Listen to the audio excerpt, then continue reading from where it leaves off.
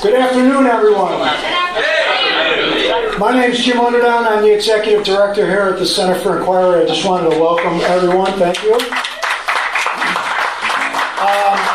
Let me just tell you very briefly where you are sitting. Some of you are people here for the first time? Raise your hand. Yeah, a lot of people here for the first time.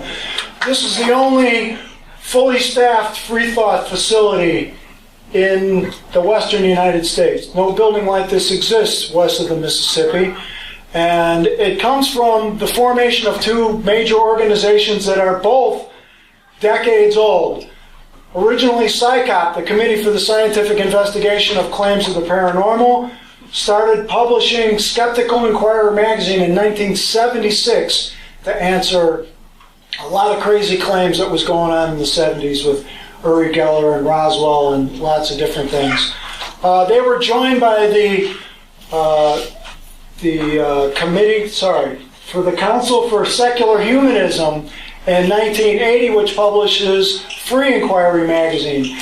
These two organizations have been promoting skepticism and free thought, separation of church and state for decades now. So in the spirit of cooperation, working with other free thought groups and great ideas like Pathfinders, we welcome you here today. Thank you.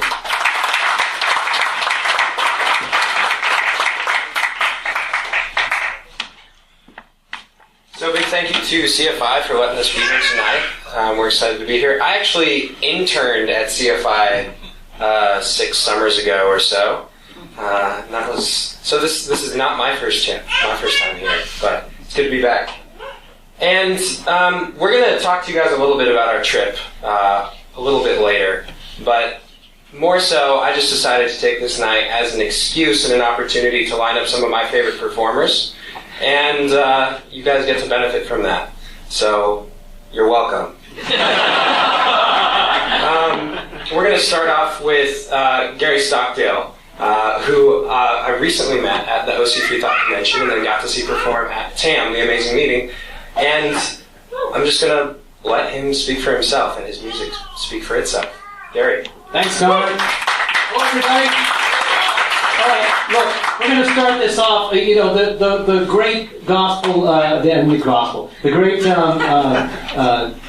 atheist choir was just doing that, and it sounded so beautiful, and everybody was kind of standing around. So they can't be the only people who sing today. So I'm going to teach you a part. Then I'm going to do the song. I'm going to cue you into when to start this. Especially people like you, Cherry. You have to sing tough, big, and all you guys. So I'm going to teach the part. Then I'm going to, at some point in the song, you're going to sing along with this while I sing some other stuff. So you got to keep singing that part to make it work. Now, I have to admit, this is a gospel song.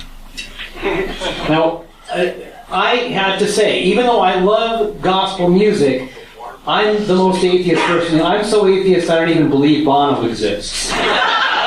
But I also don't believe that religious people own that style of music and the feeling that it produces. So that's why I'm doing this song. And so here's the part you're going to sing. I'm going to sing it a couple times, and everybody sing it, then I'll stop and we'll start the tune. Okay? Okay. All right, here we go. It's like this.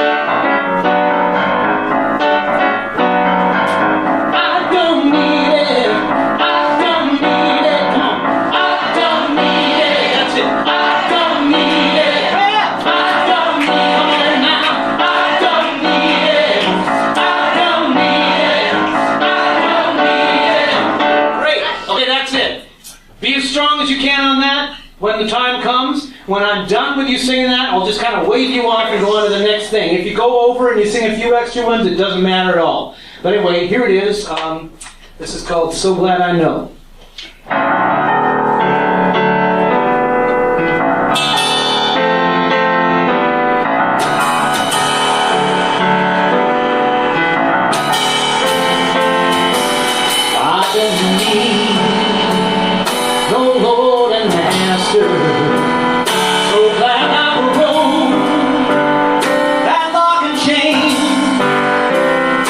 I'm so glad I don't need nothing.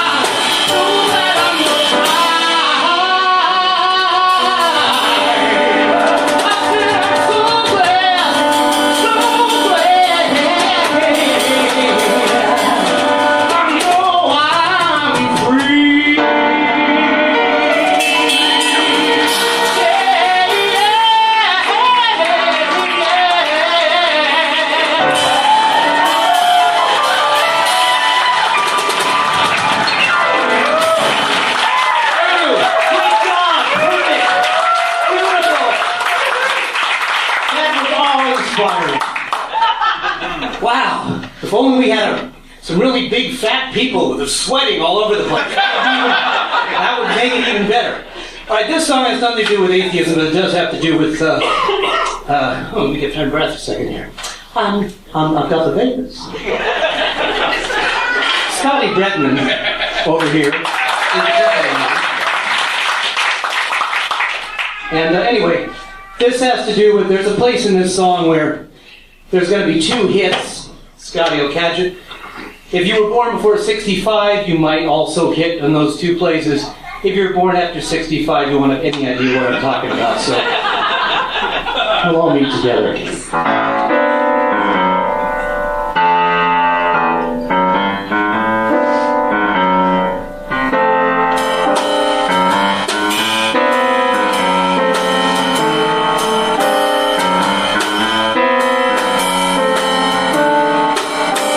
Growing up in the 60s from the baby boom seemed like every door would lead to a smoke-filled room. From Pall-Mall to Lucky Strikes, everyone was lighting up. Everywhere you look, everybody was smoking.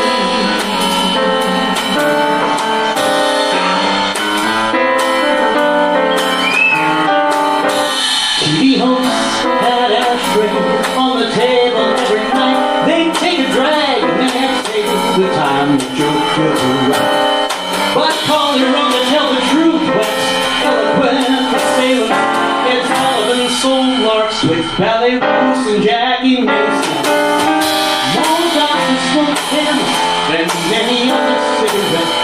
But you knew what mine, they sold them everywhere you went.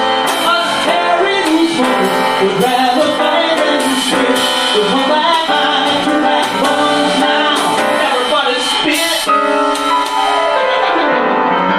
Smoking. Everybody was smoking. Some thought menthol helped the medicine go down, seemed slow. But Marlboro Man did not go in for all that rigmarole. Go frolic in the woods.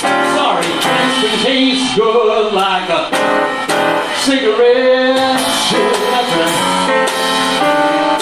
Those skinny guys who played in all those guitar bands stuck the stick right on the neck while they were busy with their hands. Black folks got the word all the way up to cool. It was okay for them to smoke, but maybe not to go to school.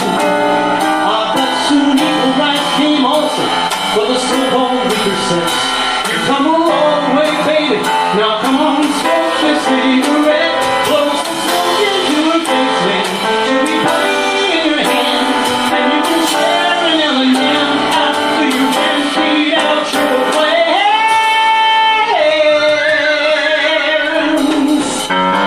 Smoking.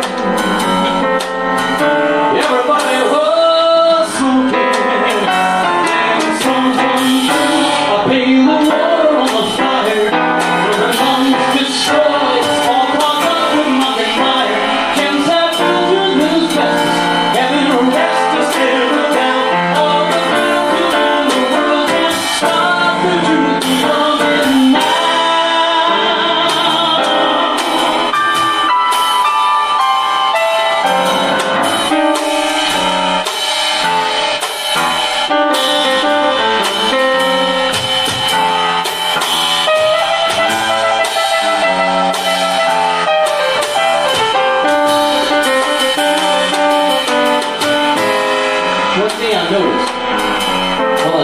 Sit outside, while the other folks were inside, so cozy, warm and dry.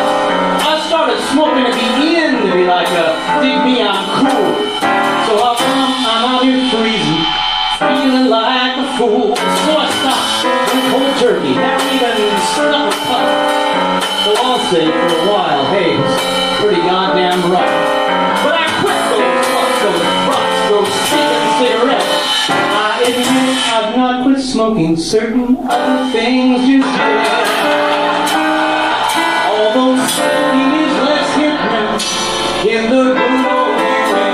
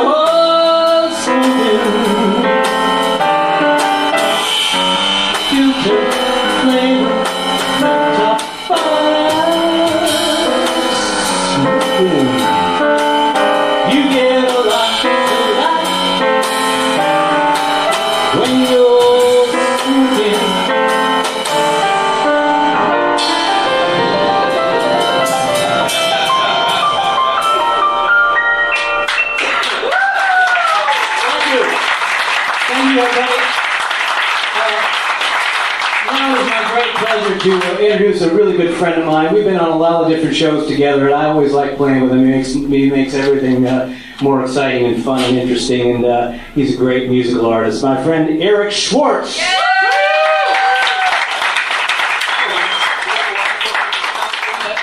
Take that mic that's there. Wire. Oh, wire. Oh, yeah. This is, we're also the tent crew. Yes. Besides being the artist. Hi, everybody. Go. Hey, come on. This thing on? How many times have I heard that? Thank you. You bet. I am plugging. Nicely done. That worked, right? All right. So let's do this. All right, I want to start things out. I'm actually singing you two rather similar theme songs, but if I don't sing them here, where am I going to sing them? Before I get started, I want to read a little headline today on CNN.com. A bus returning pilgrims from a weekend visit to a Catholic shrine went off a bridge in southern Italy on Sunday, leaving at least 24 dead. I'm fine. Someone's not paying much attention. All right. So this is actually a different song, but jam along with it, all right?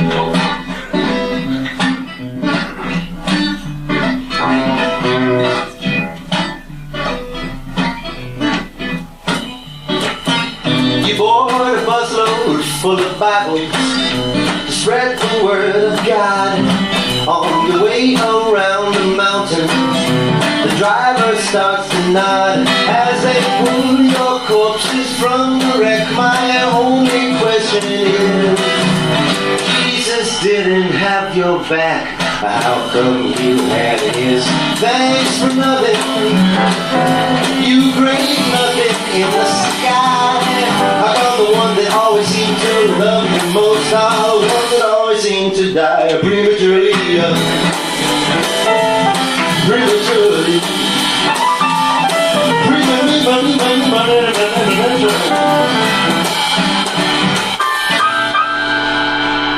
You were bar mitzvahed in the basement. You whispered every prayer.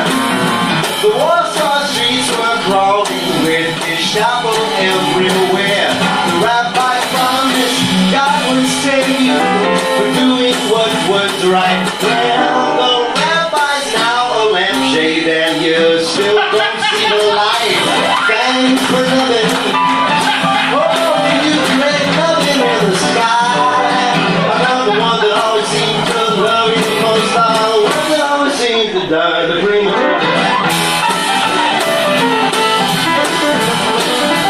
I'm sorry, kill me now. Okay.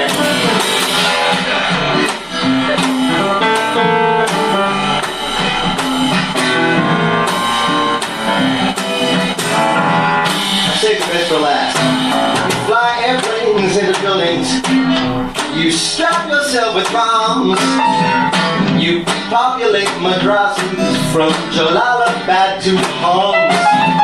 When you say you'll die for Allah, well, every time you do, there's at least one more dead asshole who never had a clue.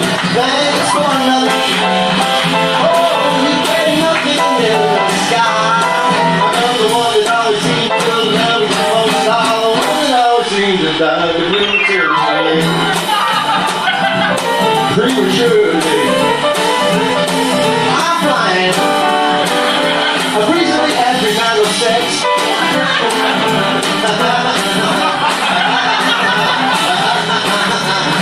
Well, you did.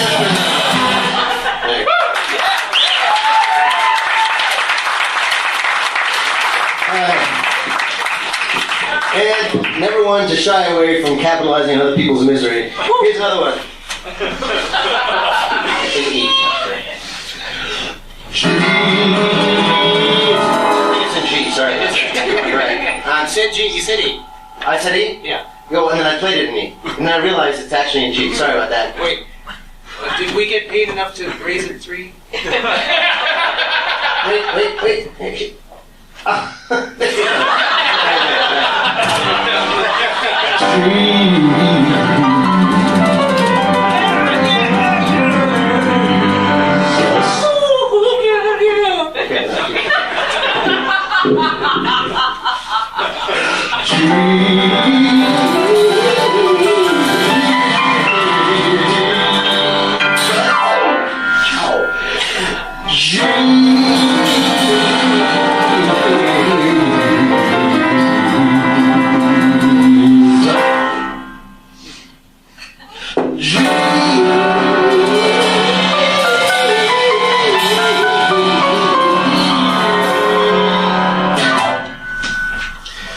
Jesus, leave the Bible belt alone. Oh,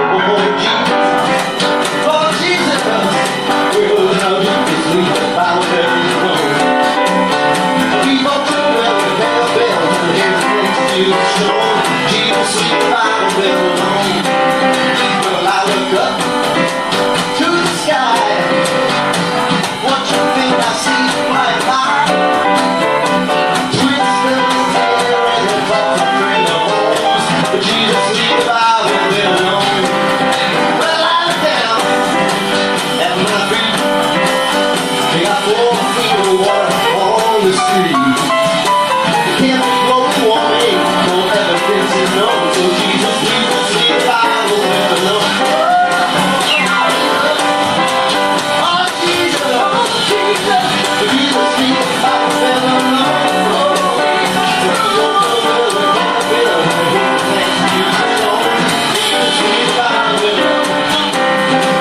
New York is full of Jews, Catholics, Buddhists, Muslims, and Hindus.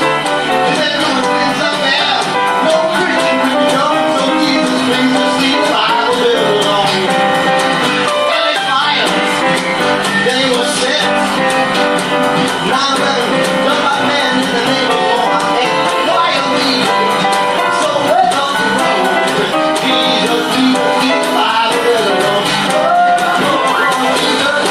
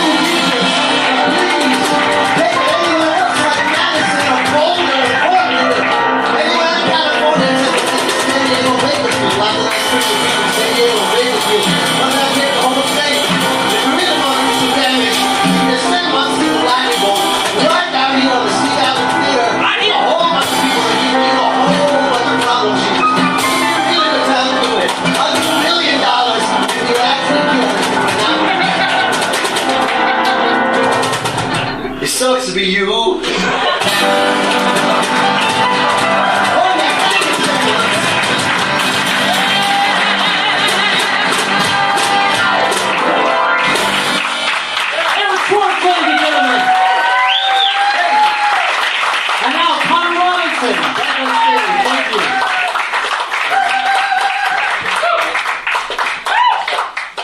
Well, I like those guys so much that they're going to play again toward the end. But let's give them another round of applause. So, we brought you here. We played you some music. The Voices of Reason sang. Let's give them another round of applause. still haven't really told you why you're here. So that's what we're going to do now. We're going to have a little panel, and Dale McGowan, the Executive Director of Foundation Beyond Belief, which is sponsoring our international service trip, is going to come up and he's going to moderate. He'll start off with a couple questions to get things rolling, and then we're going to open it up to you guys to ask us questions. Before we do that, I'll just share a tiny bit about what we've got going on. In 4 days, on the 31st, oh my goodness. On the 31st, there are 3 volunteers in the audience, and I as well, who will be traveling to Cambodia to launch a year-long international service trip. And over the course of the next year, we'll be doing clean water, education, human rights, and environmental conservation work in Asia, Africa, and Latin America. We have month-long projects, at least month-long projects, in each of 8 locations. And in some locations, we have 2 month-long projects. And we're not doing this to convert anybody. We're doing this solely because we think that service is actually a way to connect with people.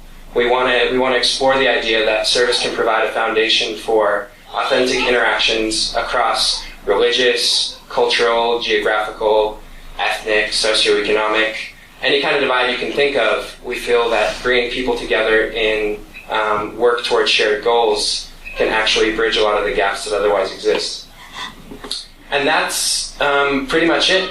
We don't want to leverage those relationships for anything else. This is essentially the anti-mission trip because the entire mission is just the relationships. And we think that's pretty valuable. So we're also going to be collecting research in each location to come up with a launch site for a permanent humanist service corps, which we're then going to be launching with the help of and for the members of Foundation Beyond Belief, although we also hope to draw from humanist and atheist organizations around the globe. So that's what we're here to celebrate, the launch of that sort of exploratory year of international service, but then also the idea that we need a humanist service corps, and we're going to be working toward that. So without further ado, I'm going to call up the other Pathfinders, and then Dale McGowan to moderate the panel.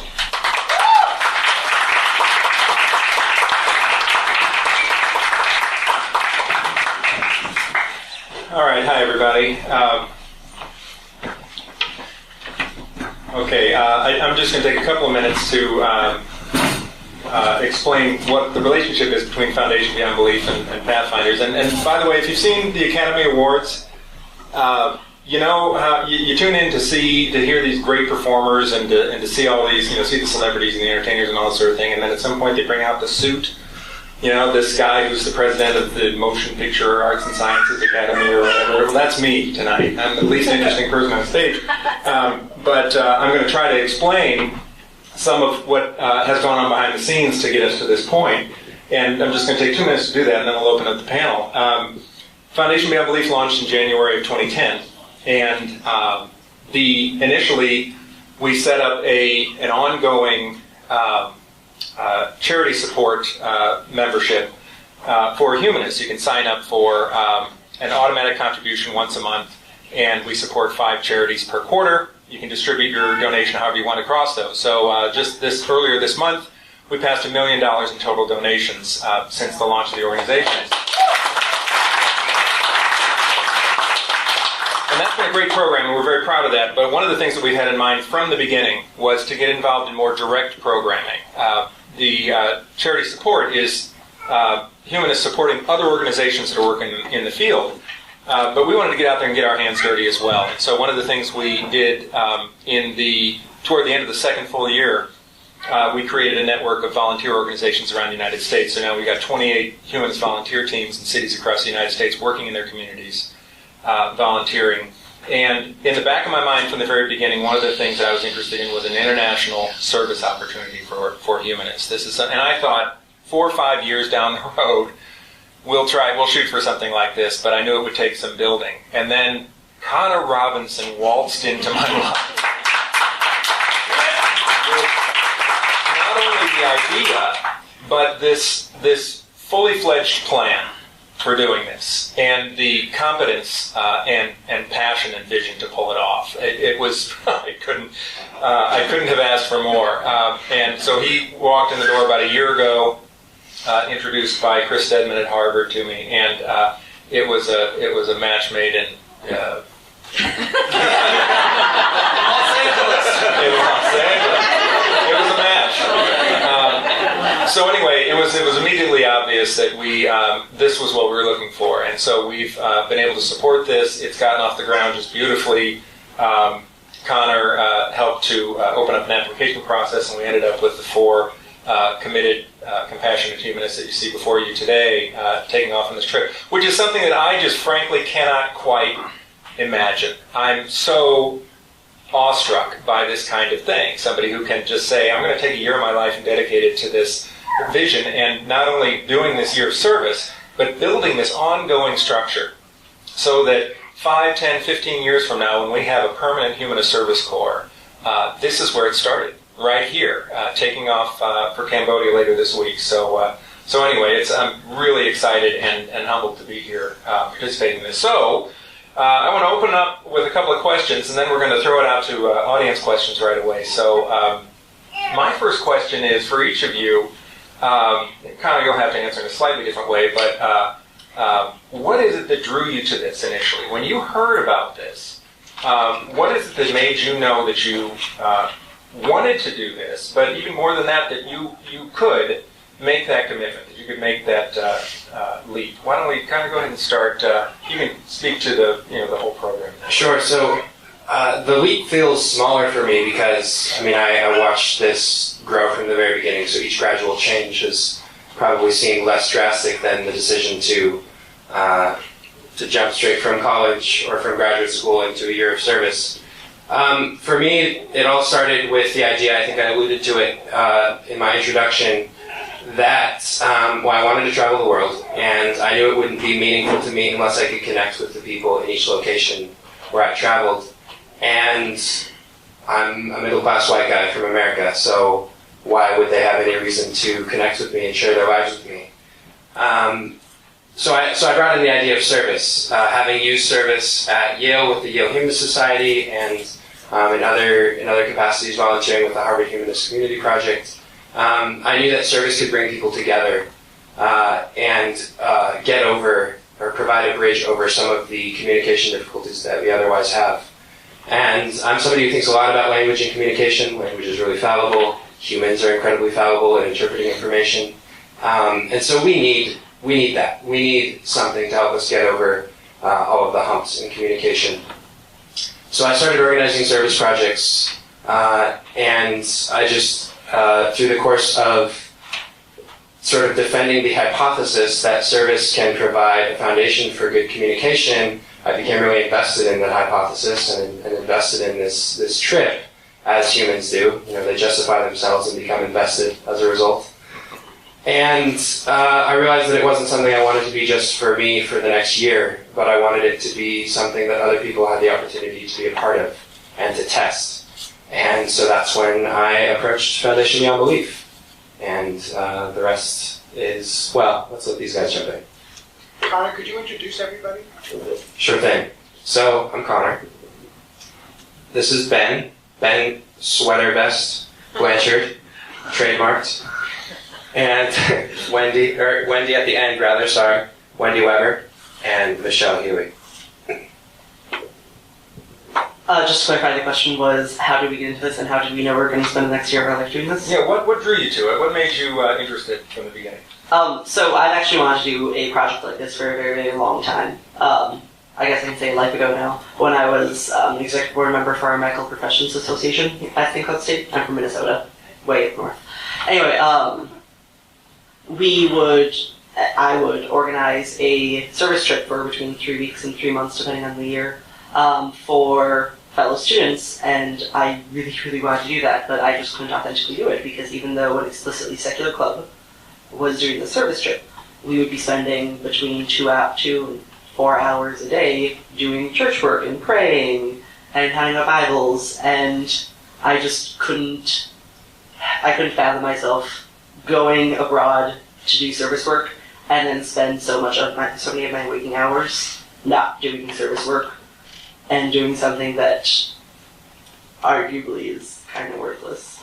And so I just, as soon as this opportunity presented itself, I knew this is what I want to do. I've also been working in the secular world for a couple of years now, and so it seems like a relatively normal progression. Student leader, organizer, conference organizer. I'm going to be spending a year abroad. Yeah. Well, for me, I kind of grew up doing service, and I've been doing service my whole life. And so when I saw this opportunity, I was really excited, and honestly, I didn't think I was going to make it. I mean, I was really excited for it. It would be wonderful if I could get it. But so I just decided to go for it, and I got it, and that's and so I rearranged all my schedules, and now I'm here. I found out about Pathfinders project when I was in my last year of getting my master's of religion, and I was really excited because I had spent a lot of time. I was going to Yale Divinity School, and I was one of the founding members of a group there that was a community for atheists, agnostics, multi-faith, interfaith, and basically non-Christian students at the Divinity School. And the purpose was for a social group, but also, at least for me and what I was really pushing in the group, was to do social justice and to do what I call interbelief work, which is just like interfaith, but it includes atheists, agnostics, and the like. But we did, as much as I was pushing for doing on-the-ground social justice work, we were really just having a lot of discussions. And I think that's great. I'm a big fan of having discussions, but we weren't doing as much actual service as I would like. And so when I heard about Pathfinders Project, that sounded exactly like what I was looking for, was a way of incorporating the atheist, agnostic, humanist communities in what is predominantly thought of as religious work. And for me, it's a way of bridging that divide between the religious communities and the non-religious communities in a very real human-to-human way.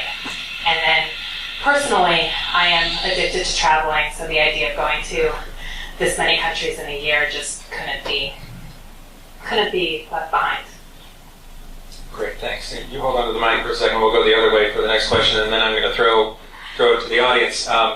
You're going to, have a staggering number of different cultural experiences and a lot of different geographic perspectives. And I know they're all wonderful. But I'm interested to know if each of you, if one of the places you're going to be in the next year has particularly captured your imagination. That's easy, because this is a very selfish answer. But I have been wanting to go to Angkor Wat since I heard about its existence in Cambodia, and where we are doing our service work is just is in the same part of the country as Angkor Wat. So I will be able to figure out a way of going there. So that's a very selfish reason, but I have a hard time answering that question because I try not to have expectations on trips like this, so I don't really know how to answer it except that I get to go to Angkor Wat. I don't really have a specific place I'm looking forward to. I'm pretty much equally across the board looking forward to all of them because I equally don't know all of them too much. Which I think will be fun because I get to discover all of this stuff.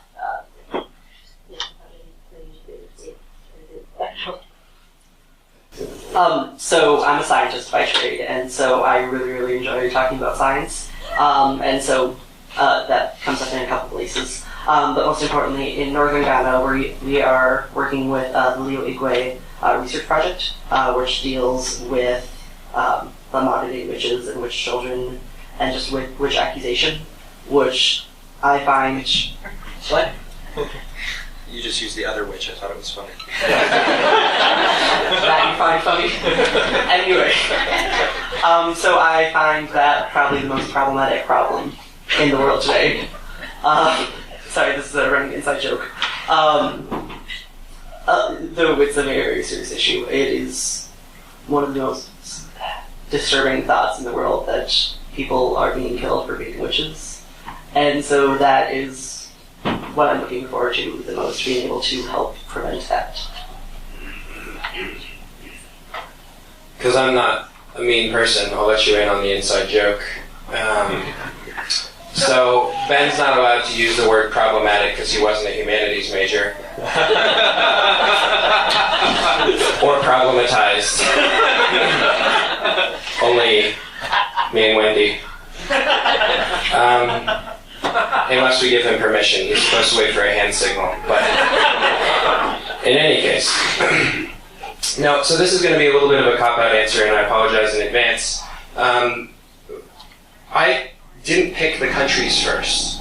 I picked the partner organizations first. And so we started with an extensive list of organizations, and then we used Foundation Beyond Belief's thorough vetting process to decide which organizations would be excellent partners and which organizations had programs that needed to be supported not just financially but also with hands on the ground. And so we selected the partner organizations first, and then the itinerary grew from there. And so I'm going to answer about the work, perhaps, that I'm most excited for or most excited by rather than the country, because I'm definitely excited to see all of the countries, but the work is what gets me going.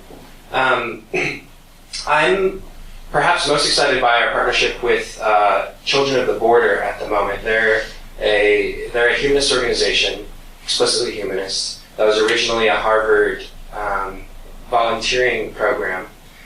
And they are operated out of a city in the Dominican Republic that's right on the border between the Dominican Republic and Haiti. And so they do work on both sides with sanitation, health education, and education, period. And so we had the opportunity with them to build a school on the Haiti side of the border and to really bring in cooperation from a lot of atheist and humanist organizations. So they've been funded before by AHA, the American Humanist Association, by the Norwegian Humanist Association, by Humanist Charities, and now they're being supported by volunteers from Foundation Beyond Belief. And perhaps by the time we arrive in the DR in December, January, we'll be able to bring in even more cooperation from organizations around the world. So I see it as, A, we're building a school. That's fantastic. But B, also an opportunity for synergy within the movement at a time when there's definitely infighting to go along with some of the efforts to promote cooperation. Okay, great, thank you. So questions from the audience? In the back there. Yeah, hi. I would like to know what the cost of your medical preparations are as far as vaccinations and all that. For each of you, has it been about the same for each of you? Well, there's a funny story about that. When I showed up to the travel doctor and she had me fill out the sheet about, what's the countries you're going to, there weren't enough spaces. And so I had to make my own spaces and, put a box around them and explain how many days, because there also wasn't enough time. And then I handed it to her and she looked at it a few times and then she said, I haven't seen anything like this before. You have to get everything. And so I did. I got everything. Three different sessions, both arms, 15 shots. It was a lot of money. I don't know if I should really comment on how much it was. But let's just say the rabies vaccine alone was $900, $300 per shot. Oh my God. So I go to a state school, and so we have a clinic which does some travel clinic stuff. And so what you were supposed to do, according to the online form, was bring in the travel.gov CDC page for every country you're going to. And so each one is actually about 7 pages printed, which means I brought in about 70 pages. And the doctor looked at me and then looked around for a camera. He thought I might have been pranking him. And so he talked with me about the project, and although he had some reservations and he was confused by what humanism was, which was an interesting conversation to have with my doctor, I ended up getting, I think I only had 12 shots. over 2 visits. Because I already had rabies. I had 3 rabies shots. I promise I'm not foaming at the mouth. Anyway, I probably shouldn't say the amount, but it was in the mid 4 digits. So yeah. Also, my insurance doesn't cover anything related to travel, so I had to pay out of pocket, which was a lot. Don't even ask us about the anti-malarials. Oh God. Yeah, actually, I have a similar story too. I went to the doctor, and she had printed out information about each country, and so she gave me like this super fat stack of paper of information. She was like, "Oh, read this all." And I was like, "Oh my goodness!" But yeah, the hardest part for me was getting the malaria meds, because every single country we're going to, you need malaria medication.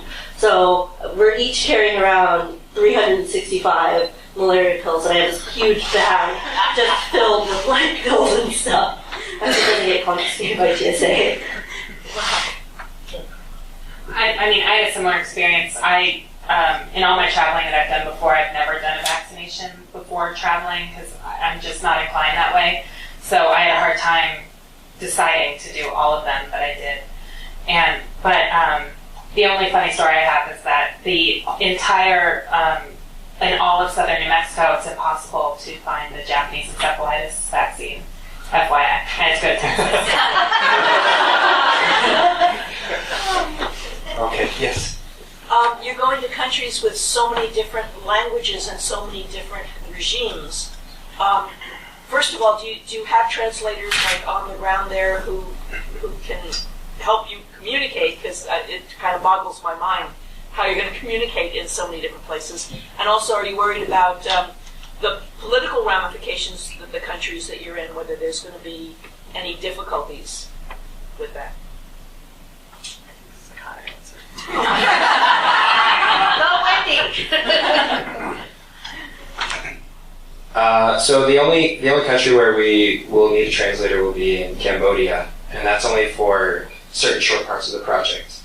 We're going to be operating in the cities mostly where English is spoken very often, and we'll actually be teaching English. But then when we go into the countryside, we actually have a side project in a floating village in rural Cambodia, where we'll be attempting to construct a floating latrine because they don't have proper access to a bathroom, and it causes particular difficulties for the women who refuse to use the bathroom during the day because the bathroom is nature and they would be behaving inappropriately, which, as you know, causes health problems to hold that all day. So anyway, they need a bathroom, and it's on a lake. So that's a cool side project, but they don't speak English in the rural areas, and so we will need a translator there for Khmer because none of us speak Khmer.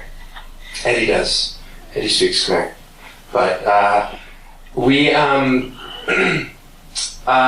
in Latin America, I will be carrying the brunt of the communication load, but we also have 4 months to fine-tune Ben's Spanish and bring Wendy and Michelle along. And in the African countries where we're going, English is spoken very widely. So we'll be teaching in English, we'll be communicating in English. That's not as much of a concern.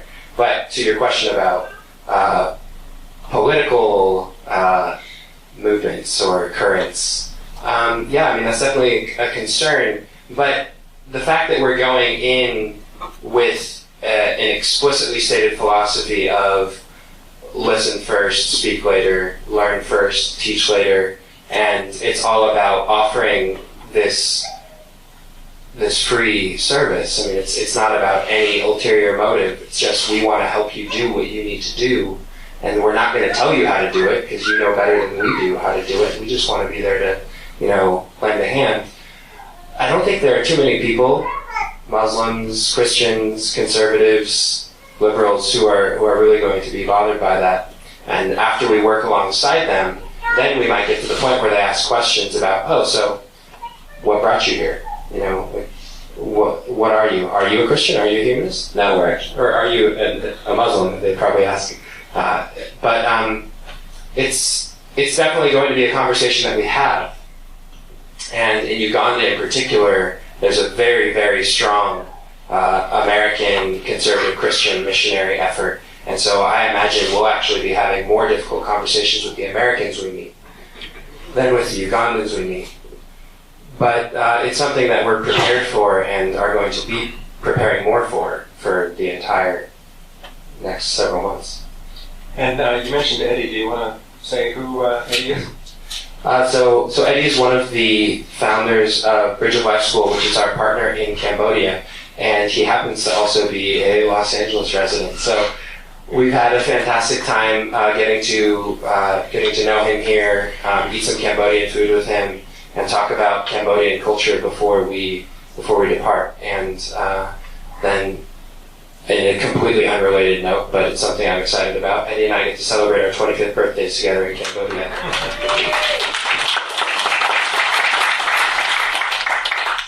Okay, we have just a little more time for the panel. Yes. I'm curious, for those of us who don't know, what is Angkor Wat and why are you so looking forward to it? Angkor Wat is a temple, a huge temple complex that was lost to the jungle for centuries, and it's only been in the century rediscovered, and so there's trees growing everywhere, and it's just this huge, incredible temple, and it's actually not very, as my understanding, it's not yet very well visited because not many people know about it yet. And so I'm excited to get there before it becomes Disney World. Yes. Yes, in the red. Will you be updating a blog, or will you personally be updating the Pathfinders Facebook page for us to follow along with your project? Yes, both. We have we have a Facebook page. We have the pathfindersproject.com, where you can find links to each of our individual blogs as well. And we also have a Twitter feed that we will be trying to keep up. We are going to do our absolute best to keep up regular communication and update those regularly, but we don't know how much access we'll have to the internet. But yeah, and Foundation Beyond Belief will also be telling the story, so we can hopefully fill in the gaps when they are unable to do that. So one way or another, you can keep up the stories. Yes? I'm wondering if Michelle would speak a little bit about her particular interest in women's issues. Oh, well,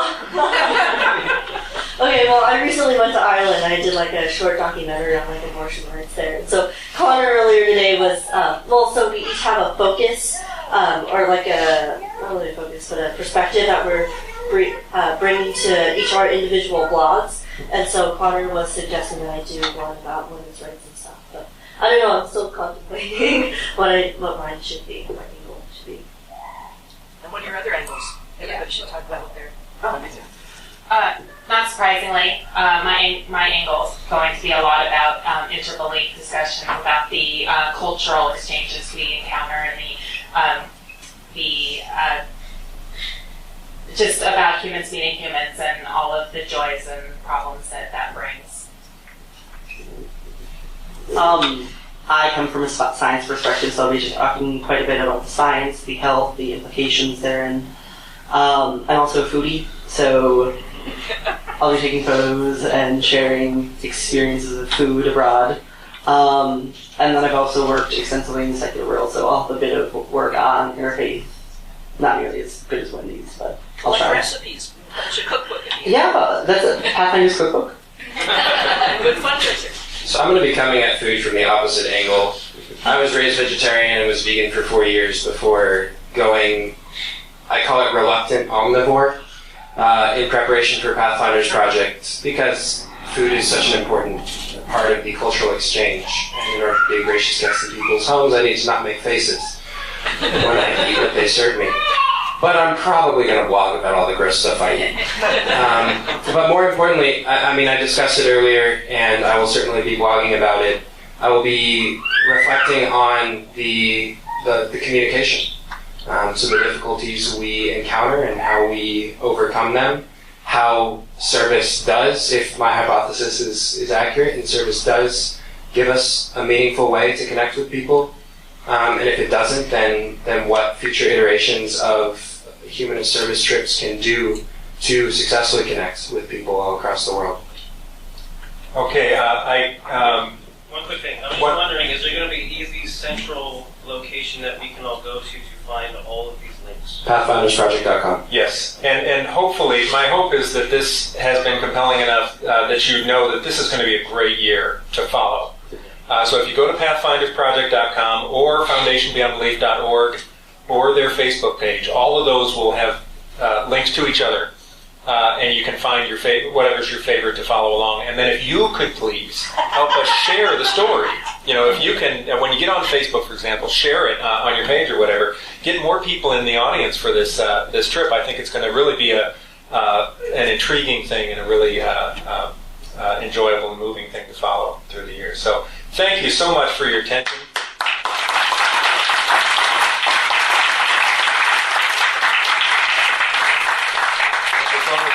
So you can say what's coming next? Yeah, is there a Mr. Deity in the house? No? Okay. But he's everywhere. So, we did have an additional comedian lined up, and I suppose I should say this is not the first time I've been disappointed by God. But it's probably my fault. I probably didn't pray. No. So, Mr. Deity's not here. Perhaps he will submit a video in support of us to the Facebook page. There's a lot of logistics going on here, and for the parents of the Pathfinders in the crowd, don't worry. I have the other logistics in hand. I promise. So, let's get on instead with my two favorite guys again, Gary and Eric. Who's coming up first? Thank you. Awesome. So let's welcome Gary, Sachiel, The panel.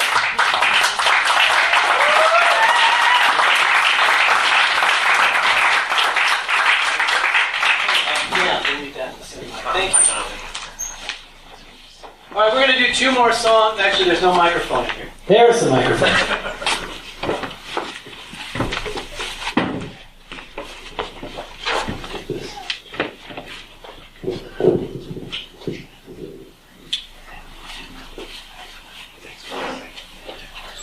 Anchor what?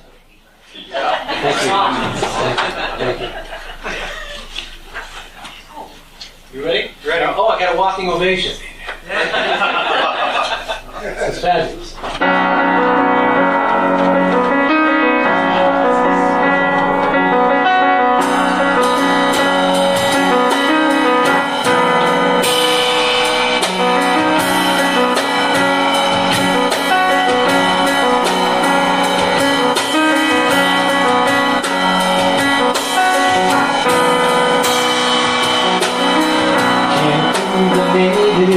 I'm not even gonna try. Don't be afraid to live beyond the line. We're all sensitive to our troubles and love's night, but we all gotta have the sense to live the reason why. So wake up, little darling, wipe the sleep away. The sun's on the horizon, it's a bright new day.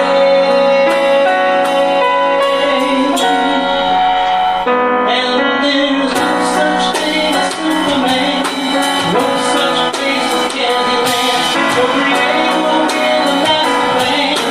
We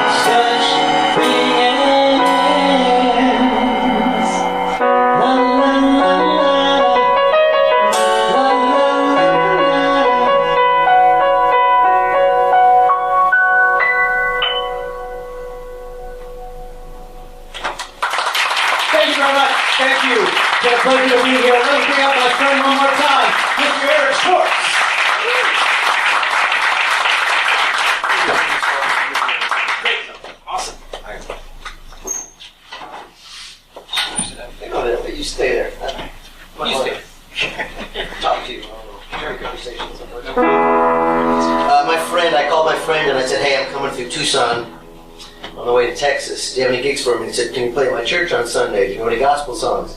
I said, no, but I wrote one.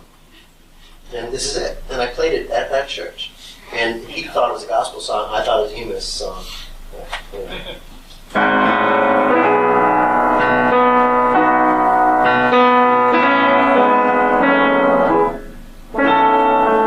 There is one by a front, and he looks at me angrily.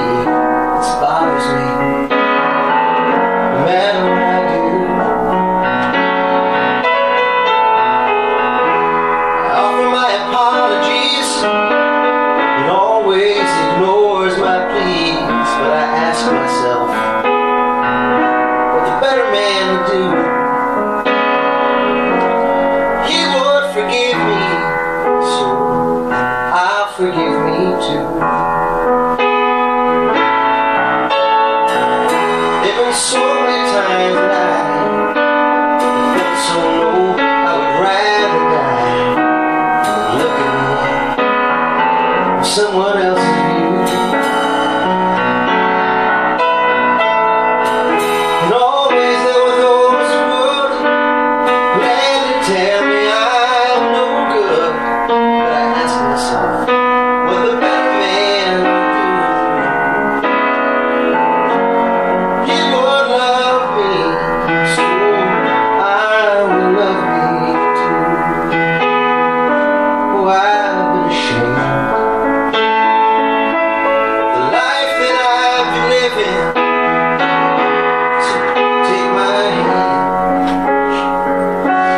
Tell me I'll forgive you.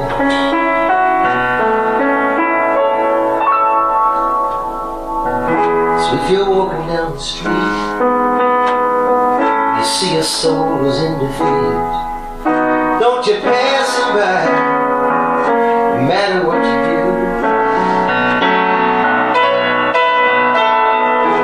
'Cause brother, don't you understand that when you let a helping hand, the person that you really help is you, yeah.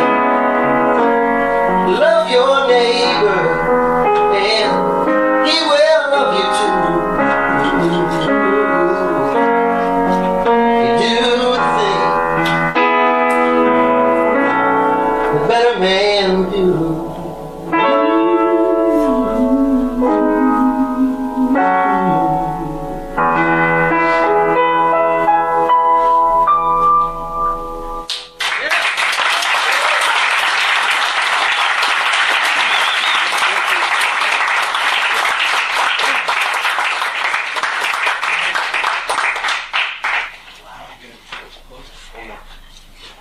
Can we get a hand for Scotty Bredman on percussion?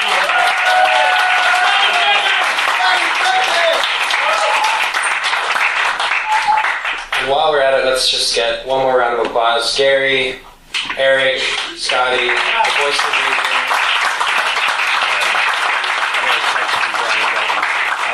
He just wanted to say that he's sorry he got confused by an announcement of a party going on here tomorrow. Tomorrow night, the IIG Awards. But he would like to give his apologies to everyone, so tell everyone that God texted me and apologized that he couldn't be here.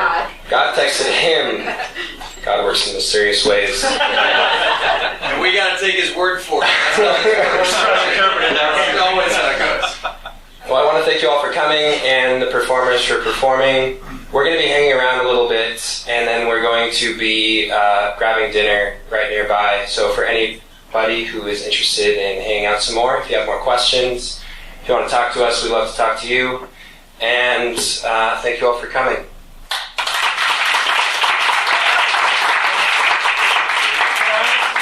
Pathfinders, is everybody still in here? To stand for one last round of applause to send you off.